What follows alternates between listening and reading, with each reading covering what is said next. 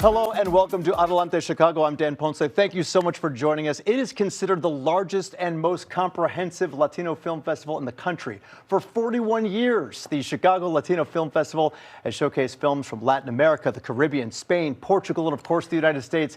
Here to tell us what we can expect this year, Alejandro Riera. He is the communications manager for the International Latino Cultural Center of Chicago, and Joe Mignoso, actor and director of Paper Flower. That's a short film that's going to be part of this year's festival.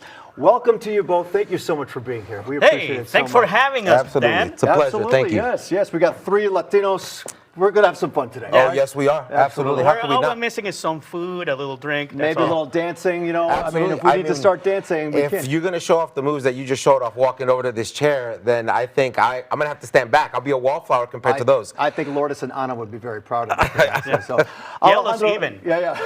Absolutely. Let's start with you. Tell us about the festival here. 41 years. I mean, it's remarkable. 41 years. It is remarkable, and that's thanks to the quality of the films that we've been able to secure for these last 4 decades and on. You know, we have 51 features, 30 shorts. We have more than a dozen, close to a dozen world premieres, more than a dozen North American premieres.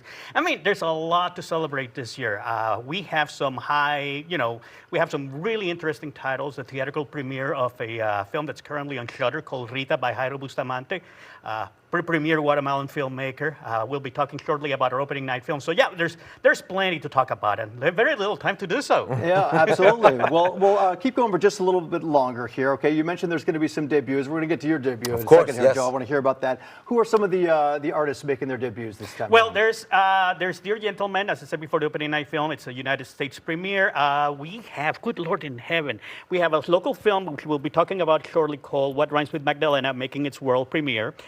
North American, we have a Brazilian film called the Women's Business Club. It's by there's a Brazilian filmmaker by the name of Anne Mouliert.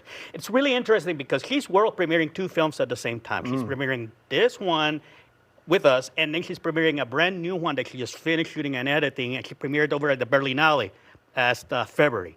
So it's really interesting that we have these two, this one Brazilian filmmaker premiering 2 key films at the same time in 2 separate festivals. And I think on opening night, there's a film called Dear Gentleman. Dear Gentleman, it's I mentioned it before. It's a debut of actress and novelist Patricia Castañeda, featuring Juliette Restrepo, who is better known for having starred alongside Sofia Vergara in the Netflix miniseries Gabriela.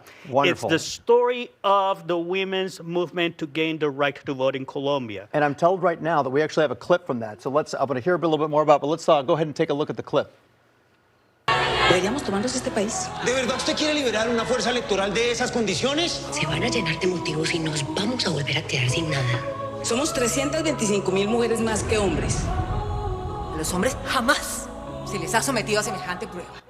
Excellent. So tell us a little bit more Well, here. as I was saying before, it is the story of the women's suffrage movement in Colombia. But what's really interesting is that Colombia was one of the last Latin American countries to give women the right to vote. This happened during the 1950s. It's a little-known chapter of Colombian political history. So we're having both the director Patricia Castañeda and actress Juliette Restrepo on board. It's really interesting because this film has only played theatrical in Colombia. We're bringing it directly from its theatrical release in Colombia. So there's a lot of expectation. We noticed this film, the buzz around this film on Twitter of all places. Right. And I said, well, that's interesting. Has anybody else in the office heard about this film? And it turns out that our programming manager and our executive director had. It's like, I think we should bring it. Gotcha. But remind us, when you're watching these movies here, are there English subtitles? They're all with English subtitles, all Awesome. of them. Always. Fantastic. No, don't be afraid. You can read. Right. Like Bong Joon-ho said during The Parasite, don't be afraid of the tiny little squiggly forms at the bottom of the screen. Sometimes you might find yourself like more caught up in the story, actually. Yeah, You know, 100%. I find myself when I'm reading Right. subtitles that it's like I'm just so lost Right. in all of it. So Yeah. Right. The you might storytelling enjoy it holds even up. more. Yeah, absolutely. Fantastic. Joe, great to see you. Thank I you. want to hear, you're making your directorial debut here. I am, yes. And what is the name of your movie? It's called Paper Flower, and it's basically a story about 2 young immigrant dreamers, both 7 and 5 respectively, who are kind of facing the immigration struggles that their parents are going through, and basically are sort of dealing with them through the power of a child's imagination. And it was just so important to me to be able to not only do this to kind of explore my Latin experience and what it is to be a Latino who is a first-generation children to parents, but also to celebrate this city. It takes place in Pilsen in the 90s, and it is just it's just kind of a love song to the city that has been so good to me. Fantastic. Let's take a look at the movie. Great. Here's a clip. Sana, sana, colita de rana. Si me llevas Great America, no te pido más nada. I might ask you for other stuff later, so please take me to Great America. I love this. So who's this girl here? Is she the protagonist? That's Mia Perez. Yeah, she is our protagonist, along with her brother, Jacob, actually. They are a real brother and sister who are both wonderful Chicago performers. We were so lucky to find them.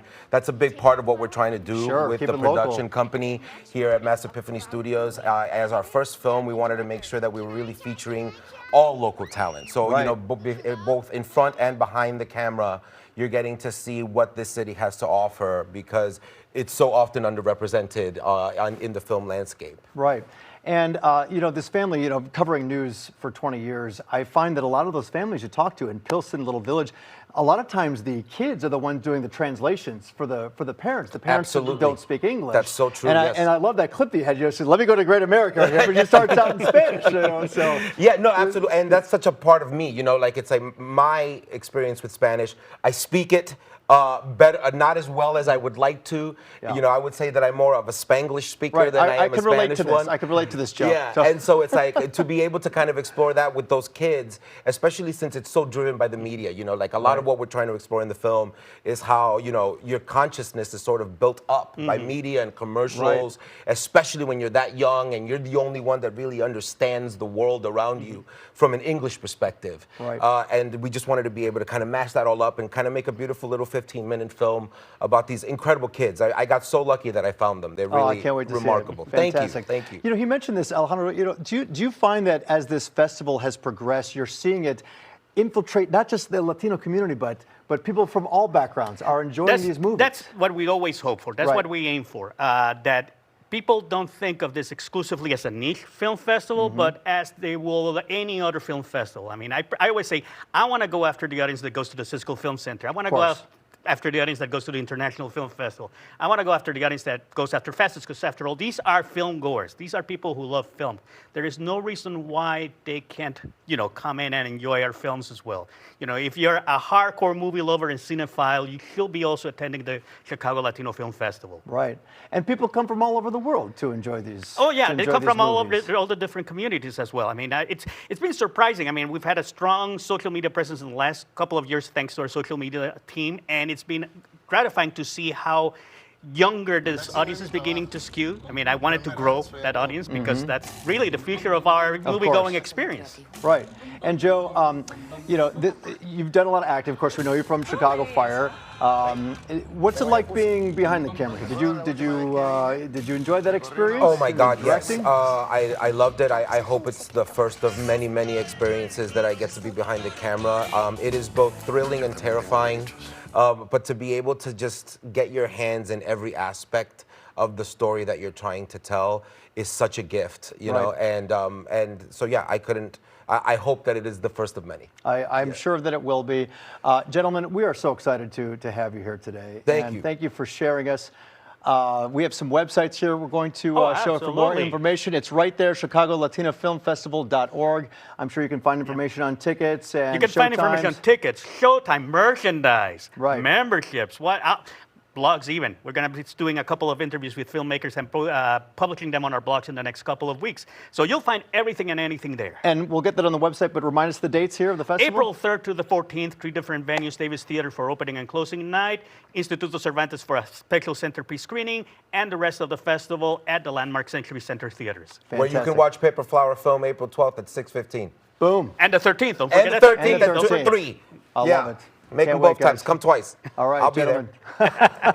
Fantastic. Thank you so much, guys, for being here. Thank you. Thanks, Ann. Thank you for having us. Really looking forward to it. Absolutely. Take care, my friend. All right. Y usted también, amigo here.